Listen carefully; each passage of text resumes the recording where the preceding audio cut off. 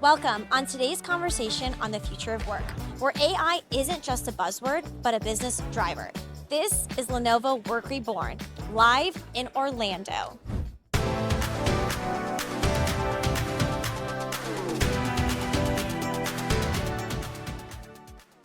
Hello and welcome to the Lenovo Work Reborn podcast. My name is Rita and we are here live in Orlando talking with leaders all around about why and how we're bringing new life to the modern workplace. I'm joined here today with Kingsford. Kingsford, how are you? Very good, thank you. Kingsford, do you mind introducing yourself to our audience? Tell us a little bit about who you are and what you do. Yeah, my name is Kingsford Kyei. I work with Los Angeles Department of Water and Power. I'm the program manager for research, development, and analytics, bringing innovation to the power system of LADWP.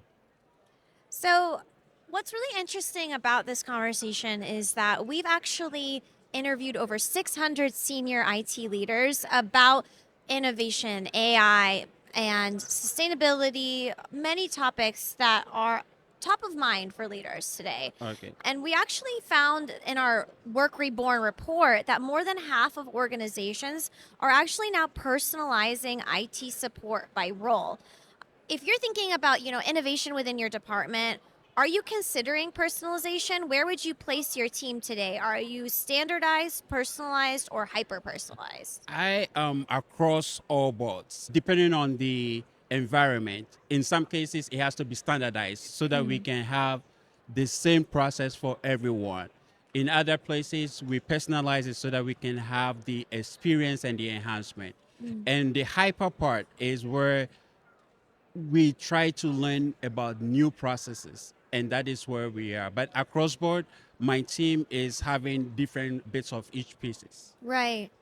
So, you know, what's really interesting about that is I think industries overall are that way, right? Nobody's perfect. Nobody's like fully personalized or standardized. We're all just trying new things, right? Yeah. So, how important is innovation to you? Like, what do you consider as productive innovation within an organization?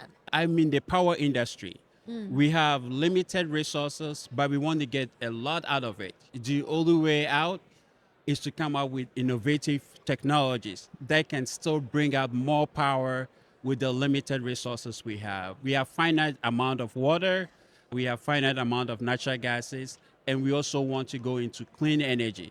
So the innovation is going to be the driver, making sure we can get a better prediction using AI to advance that technology. So innovation to me is the key driver to the next step that we want to be. Are you considering sustainability practices within your AI implementation, like when you're doing your research? Yes. When it comes to sustainability, we're looking at it from two fronts. One is making sure the technology that we bring in is environmentally friendly. The second part is the consumption from our customer side. They are also equally keeping an eye on the environment. So on both sides, the technology that comes in should be more adaptable to the environment.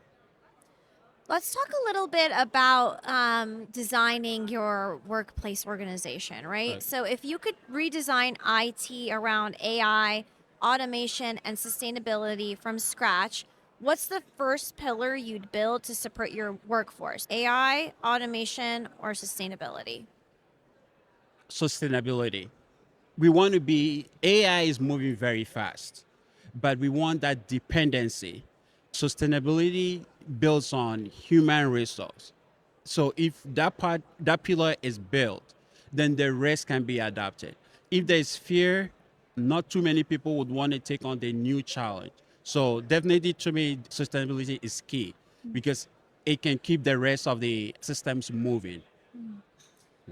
What's really interesting about this is kind of like how you're talking about behind the scenes, we have to be working together. It's a team effort, right? Yeah. In our recent partnership with FIFA, that's a really great parallel to sports that we have as well too. We're always trying to think about ways that we can work together as a team to bring them to this global stage that we're at. But also, if you think about athletes, we can learn a lot about them, about their discipline and their willingness to adapt always, right? Yeah. They want to try new things to achieve their goals. So what lessons do you think leaders can borrow from FIFA about resilience, scalability, and performance under pressure? First, they are not afraid to fail. So leadership should not be based on fear. Two, FIFA is more innovative. So leaders should be right, they should be willing to go where no one has gone. And third, I would say this is uncharted territory. So the only way you can bring people with you is if you are leading it without fear. FIFA has a lot of data analytics in their games.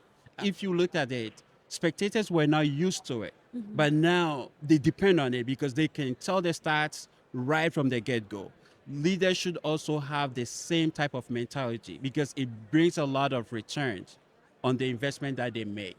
Plus, who doesn't like soccer or Right, football, depending right. on where you are? Yeah, I think that's such a great insight. Tell me a little bit more about why you think that is.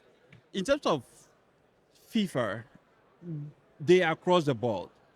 They also want to keep people motivated all the time. And in doing so, they have find a niche that works with them. I think leaders should also be able to find the same thing in their companies. It should not be just getting it done, but making sure the employees are on board, the customers that will be using the product is also on board so that it's a more collective process, not just one way. Yeah. What do you think work reborn means to you when people come together and decide that they're not going to let fear lead them and they want to come together and for the progress of the future of work? What do you think work reborn means to you? To me, Work Reborn represents changing how we used to do things in a new way. The concepts are not going away, but the processes in getting to the same endpoint is what is changing.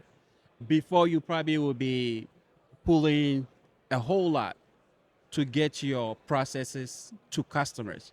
Right now, you have agentic AI, you have new improved processes that can speed things up. So, Work Reborn to me is rethinking how things used to be done and adapting to the new way so that you can still continue to do the same thing you used to do, but better. Well said, Kingsford. Thank you so much for coming by the podcast with today and giving us your thoughts and experience. If you're interested and anyone else is interested in learning more about the Work Reborn report and our insights, make sure you download it via the link in the description, or if you're watching us on YouTube, QR code's right over here. Scan it and get your copy. And make sure to subscribe to the Lenovo Work Reborn podcast to stay tuned on how we are bringing new life to the modern workplace. It's been a pleasure. Thank you. Thank you, Raider. Thank you. Nice meeting you. Thanks for joining us live in Orlando for this amazing episode of Work Reborn. I've been your host, Rita Risha, and it's been a pleasure to bring you insightful conversations from around the world, especially at this event, on how we are bringing new life to the modern workplace. If you enjoyed this episode and you want to stay tuned on more ways that we are doing just that, make sure to like, follow, and subscribe our channel and download a copy of the Work Reborn report today. Lenovo, Lenovo.